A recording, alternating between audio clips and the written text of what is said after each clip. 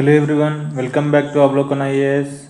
Today we are diving deep into one of the most devastating natural disasters to hit the Himalayas this year.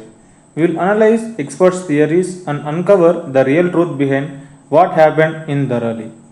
Stay till the end because what we have discovered about the actual cause will leave you stunned. On 5th August 2025, at around 1:30 pm, nature unleashed its fury on a small village in Uttarakhand that would change everything we thought we knew about Himalayan disasters. Dharali, a village in Uttarakhand district, was completely wiped off the map in a matter of minutes. But here is what makes this story even more shocking. What initially appeared to be a cloudburst might have been something far more terrifying. Let me paint you a picture of August 5, 2025. Dharali village, nestled in the Harsil region of Uttarakhand, was a popular tourist destination. Located along the Bhagirathi river just 4 kilometers north of Harsil and on the route to the sacred Gangotri glacier.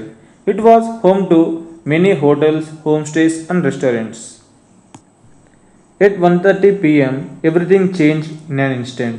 The Kirganga river, a tributary that flows near the village, suddenly turned into a monster.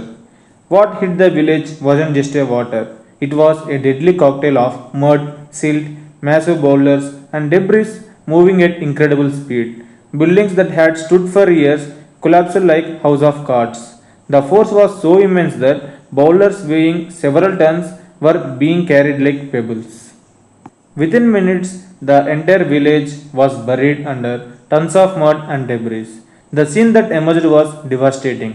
Where once stood a thriving tourist destination, there was now only a fan shaped deposit of sludge, rocks, and destruction. The immediate response was swift, but hampered by sheer scale of destruction. The Indian Army camp at Harsil, being the closest, responded within 10 minutes of the incident. But they faced an unprecedented challenge. The disaster also struck their own camp, with 2 army personnel reported missing. The official casualty counts stand at 4 to 5 confirmed deaths, but the real number is feared to be much higher. Over 50 people are still missing, and many more are believed to be trapped under the debris. The rescue operation involves multiple agencies: the Indian Army, ITBP, NDRF, SDRF, with over 225 personnel deployed on the ground. But here is the biggest challenge. Dharali is now completely cut off. The national highway connecting Uttarakhand to Gangotri has been washed away for about 150 meters. Multiple landslides have blocked all roads access, and bad weather is preventing helicopter operations. So far, 130 people have been successfully rescued, but the operation is far from over. Now, here is where the story takes a shocking turn. Initially, everyone, the media, officials, even rescue agencies, blamed this disaster on a cloudburst. A cloudburst, by definition, means over 100 mm of rainfall in 1 hour over a small area. It seemed logical given the monsoon season and the sudden nature of the flood. But then the data came in and everything changed. Harsil recorded just 6.5 mm of rainfall. The nearby Bari station recorded 11 mm over 24 hours. That's nowhere near cloudburst levels. For perspective, you need at least 50 to 100 mm in 30 minutes to classify as cloudburst. Dr. Anjal Prakash, an expert on the Hindu Kush Himalayas water system, was one of the first to question this theory. As he put it, the rainfall data actually wasn't showing that high rainfall within a particular period of time. So, if it wasn't a cloudburst, what really happened? The answer is far more terrifying than anyone initially imagined. Scientists now suspect this was a glacial lake outburst flood, what experts call a GLOF. Satellite data has confirmed the presence of 2 glacial lakes and a large glacier directly above the affected site. Several glacial ponds lie hidden in the snowfields north of Dharali. Here is what likely happened. Heavy rainfall combined with rapid snowmelt filled these high altitude ponds to their breaking point. When one burst, it triggered a domino effect. Others followed. The gradient from these lakes to Dharali is dangerously steep, which accelerated the destruction as water, debris, and massive boulders came crashing down. This theory is supported by the nature of debris flow. Unlike a typical flood, this carried enormous quantities of sediment, rocks, and glacial material. Exactly what you had expect from a glacial lake burst. The implications of this are staggering. Glacial lake outburst floods are becoming more frequent due to climate change and they are far more unpredictable and destructive than cloudbursts. We are not just dealing with a weather event, we are looking at the direct consequences of global warming in the Himalayas. But why is this region so vulnerable to such disasters? Let me break down the geography for you. The Himalayas are youngfall mountains. The rocks here are fragile, primarily sedimentary, making them highly susceptible to erosion. When you combine this with extremely steep slopes and the ongoing collision between the India and Eurasian plates, you get an inherently unstable system. And also add the monsoon factor. The Himalayas experience orographic rainfall where moist air masses are forced upward by the mountains, creating intense precipitation patterns. During monsoon season, this region becomes even more fragile and volatile. Before continuing further, I would like to inform you about our free answer writing initiative in Telegram, wherein we provide a UPSC level question daily and we will freely review them and give valuable insights to the answer. And Avlokan IAS also runs the paid evaluation program at a very affordable price, wherein we provide detailed evaluation of your answer, highlighting your strengths and weaknesses, and suggest your areas of improvement. The link of the both will be provided in the description. Do check them out. Thank you.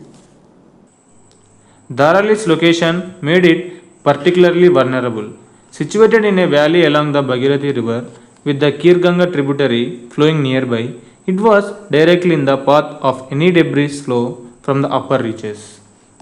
This isn't the first time Uttarakhand has faced such disasters.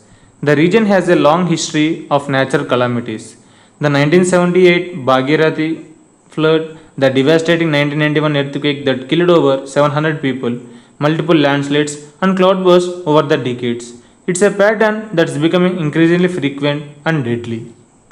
But natural vulnerability is only part of the story. Human activities have significantly amplified the risk in this region. Unplanned urbanization and unsustainable tourism development have transformed this fragile ecosystem. Dharali had over 20 hotels and homestays, a massive increase in infrastructure without adequate planning for disaster resilience. The Chardham project, a massive road widening initiative, had been particularly controversial. Environmental activist Vimlendu Jha points out that this project had chopped down 56,000 trees and dumped over 20 million tons of excavated soil into the rivers. The project was split into 53 smaller segments to avoid environmental impact assessments, a move that experts say violated every environmental protocol. When you slice mountains at angles greater than 45 degrees in a geologically sensitive zone, you create artificial choke points in rivers. These act like mini dams, and when they burst, the results are catastrophic. Deforestation too plays a crucial role. Trees are nature's way of holding soil together. When you remove forest cover for development, you weaken the soil structure, making it more susceptible to being washed away during heavy water flow events. The immediate aftermath has created multiple crises. The debris from the flood has created an artificial lake by blocking the Bhagirathi river downstream. This poses a significant threat to areas further down if this natural dam were to burst suddenly.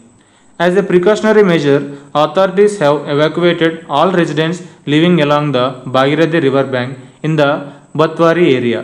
Hotels, shops, and residential establishments have been closed, and people have been moved to safer locations. The economic impact is staggering. The route to Gangotri, one of the most important pilgrimage destinations in India, is completely cut off.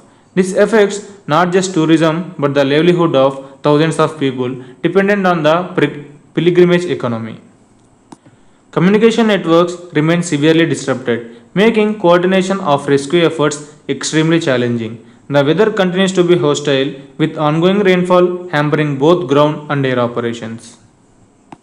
What makes this disaster particularly alarming is its connection to climate change. Dr. Anjal Prakash emphasizes that whether it was a cloudburst or glacial avalanche, both are climate related events that are becoming increasingly frequent. The IPCC reports have consistently warned about increasing extreme weather events in the Himalayas. Rising temperatures are accelerating glacial melt, creating more unstable glacial lakes. Changing precipitation patterns are making rainfall more intense but less predictable. Former National Disaster Management Authority Vice Chairperson M. Shashidhar Reddy draws parallel with the 2021 Rishiganga Chamoli disaster, which was also initially misunderstood. These events share similar characteristics and suggest a pattern that we are only beginning to understand. The tragedy is that we are constantly reacting to disasters instead of preventing them. Early warning systems exist for weather events like cyclones, but glacial lake outburst floods are much harder to predict and monitor, especially at the altitudes where these lakes form. So, what we can learn from the Dharali disaster? First, we need better monitoring systems.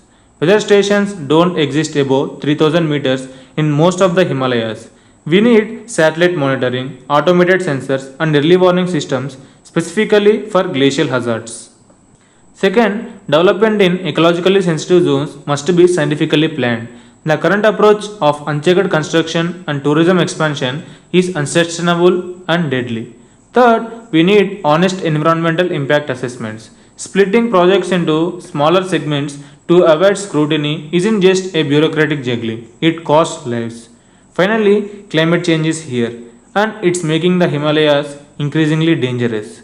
We need adaptation strategies, not just disaster response. The people of Dharali paid the ultimate price for our collective failure to understand and respect the power of nature in a changing climate. Their sacrifice should not be in vain. What are your thoughts on this disaster? Have you visited this region? Share your experience in the comments below. And if this video helped you understand what really happened in Dharali, please like, share and subscribe for more videos. Thank you.